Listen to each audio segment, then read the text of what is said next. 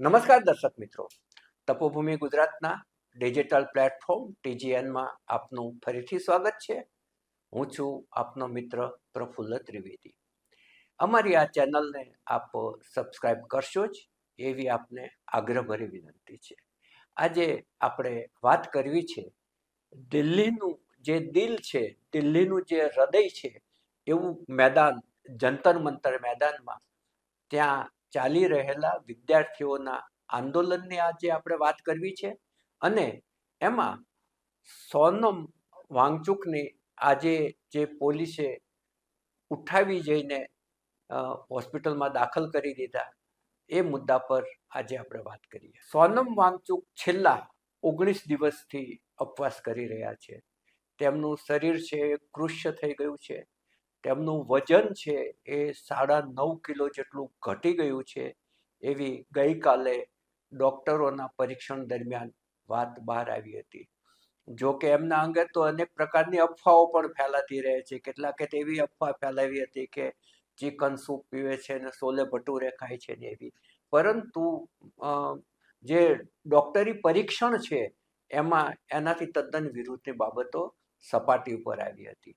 અને આજે 19-20 દિવસ થયા એ દરમિયાન જે વિરોધ પક્ષની પાર્ટીઓ છે, વિરોધ પક્ષના નેતાઓ છે, એમણે પણ એમની મુલાકાત લેવાનું ચાલુ કરી દીધું હતું, જેને કારણે આંદોલનમાં એક નવો રંગ ઉમેરાયો હતો. કોંગ્રેસ પાર્ટીએ ટેકો જાહેર કર્યો છે. જો કે રાહુલ ગાંધી હજુ મળવા નથી ગયા, પણ અન્ય નેતાઓ મળવા ગયા હતા અને એમણે ટેકો જાહેર કર્યો છે. આમ આદમી પાર્ટીના અરવિંદ કેજરીવાલ મળવા ગયા હતા. સમાજવાદી પાર્ટીના સાંસદ ડિમ્પલ યાદવ ગયા હતા. અને આ આંદોલનને બળ પૂરું પાડી શકે તેવા દેશના સૌથી મોટા કિસાન નેતા રાકેશ ટિકૈત પણ એમને મળવા ગયા હતા. અને ત્યારબાદ આંદોલન છે એ વધુ પ્રકાશમાં આવતું થયું અને એના પર વધુમાં વધુ માહિતી છે એ બહાર આવતી થઈ. આ દરમિયાનમાં દિલ્હીના પોલીસ કમિશનર પણ બદલાયા અને આજે સવારના સમયમાં સિવિલ ડ્રેસમાં ગયેલી પોલીસે આડા સફેદ કપડાં રાખી અને એમણે ઉચકીને એમ્બ્યુલન્સની અંદર લઈ ગયા. ક્યાં લઈ ગયા એ ઉપવાસી છાવણીના એમના સાથીદારોને ખબર નહોતી, પરંતુ હોસ્પિટલ જ લઈ ગયા હોય એ એક સ્વાભાવિક ક્રિયા છે. દરમિયાનમાં આંદોલનના જે બીજા નેતા છે અભિજીત દીપકે, એમણે ભૂખ હડતાલની જાહેરાત કરી છે અને તારીખ 20મીએ જે સંસદનું ચોમાસું સત્ર શરૂ થવાનું છે એના પ્રથમ દિવસે જ સંસદ સામે કૂચ લઈ જવાનું એલાન આપ્યું છે. એમાં મોટી સંખ્યામાં લોકો જોડાય એવી એમણે અપીલ પણ કરી છે. અને અભિજીત દીપકે છે એણે જે આંદોલનને આગળ વધારવા માટે આજે એલાન કર્યું છે.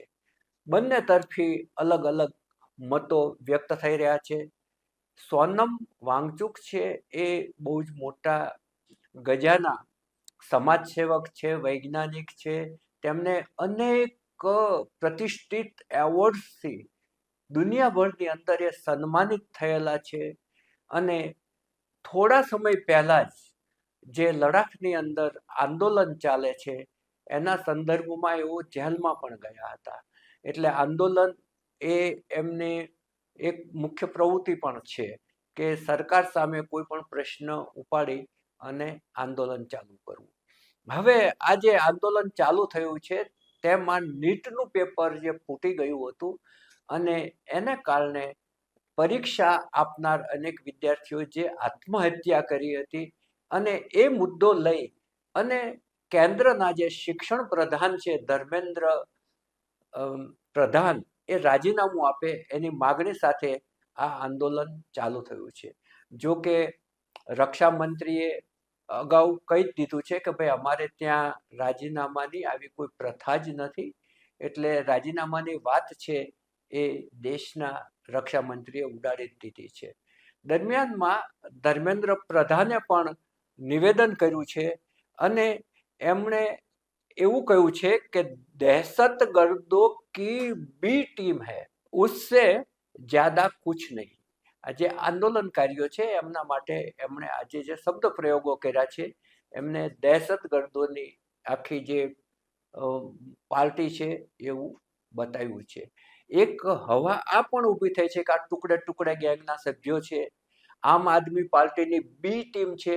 કારણ કે જે અભિજીત દીપકે છે એ ભૂતકાળમાં આમ આદમી પાર્ટી સાથે કામ કરી ચૂકેલા છે. એટલે આ હવા પણ ઊભી થઈ કે આમ આદમી પાર્ટીની આ બી ટીમ છે, અને અરવિંદ કેજરીવાલ ગયા પછી એ હવાએ વધારે જોર પકડ્યું. એટલે જે સામે પક્ષ છે એમના માટે કહેવાય છે એ ટુકડે ટુકડે ગેંગ શબ્દ પણ વપરાય છે. અને જે નકારાત્મક બાબતો છે એ પણ બહાર આવી રહી છે. જે બીજેપીના અધ્યક્ષ છે નીતિન નબીન, એમણે પણ સીજેપીને એક વાયરસ સાથે સરખાવ્યું છે કે આવી પાર્ટીઓ છે એ એક વાયરસ હોય છે અને દેશને ખોખલો કરવાની કામગીરી કરતા હોય છે, અને દેશના ટુકડા કરવા વાળી આ ગેંગ છે, અને ભાજપના કાર્યકર્તાઓ તેને પહોંચી વળશે એવા શબ્દો તેમણે અગાઉ ઉચ્ચાર્યા છે જ્યારે આંદોલન ચાલુ થયું એક સમયગાળામાં. એટલે બે તરફી જે અભિપ્રાયો છે, સોનમ વાંગચુક તરફી અને વિરુદ્ધના, એવા બે સમાંતર અભિપ્રાયો છે એ વહેતા થયા છે. દરમિયાનમાં હવે આપ જોવાનું એ રહે છે કે 20મી તારીખે ખરેખર શું થાય છે. 20મી તારીખે કેટલા લોકો ભેગા થાય છે, સરકાર કેટલા લોકોને ભેગા થવા દે છે, કે પછી આ આંદોલન છે એ ઢીલું પડી જાય છે. આ તમામ બાબતોના જવાબો છે એ તારીખ 20મીની છે કૂચ દરમિયાન આપણને મળી જવાના છે. ત્યાં સુધી આપણે પ્રતીક્ષા કરીએ કે આંદોલન કેવો વળાંક લેશે, કેવો ટર્ન લેશે, કેટલા લોકો એમના ટેકામાં ઊભા રહેશે, અને ખરેખર દિલ્હીની કૂચમાં કેટલી સંખ્યામાં લોકો એકઠા થશે એના પર આખી બાબતનો મદાર રહેલો છે. જોઈએ 20મીએ શું થશે. બસ અત્યારે આટલું જ. નવા મુદ્દા સાથે આપણે ફરી મળીશું.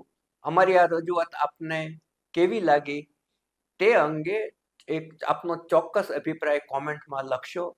સોનમ વાંગચુક અંગે આપ શું માનો છો તે પણ જણાવશો, અને અમારી આ રજૂઆત સારી લાગી હોય તો એને શેર પણ કરશો. નવા મુદ્દા સાથે ફરી મળીશું. નમસ્કાર.